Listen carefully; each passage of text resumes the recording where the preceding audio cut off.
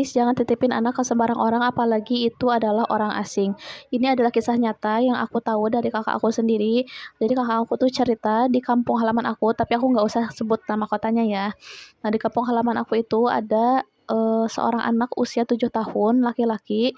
Nah, dia ini tinggal bersama keluarganya, tinggal sama ibunya. Terus dia punya tetangga. Nah, si tetangganya ini adalah pendatang ya.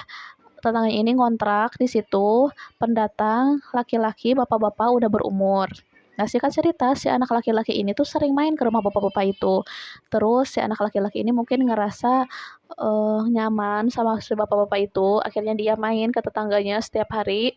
Bahkan si ibunya membiarkan si anak ini main kadang dari pagi sampai sore.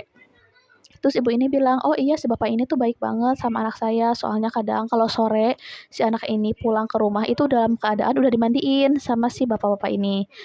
Nah, akhirnya mungkin karena si ibu ini ngerasa percaya, akhirnya dibiarkanlah setiap hari si anak ini main.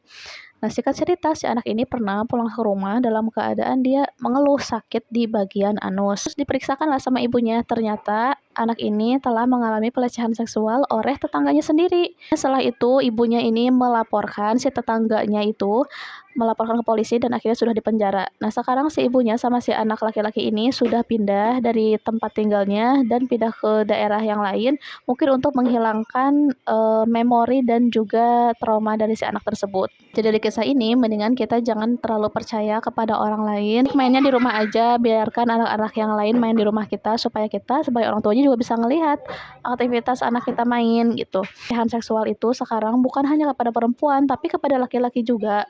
Jadi jangan samakan zaman sekarang sama zaman dulu. Dari anak edukasi seksual sejak dini.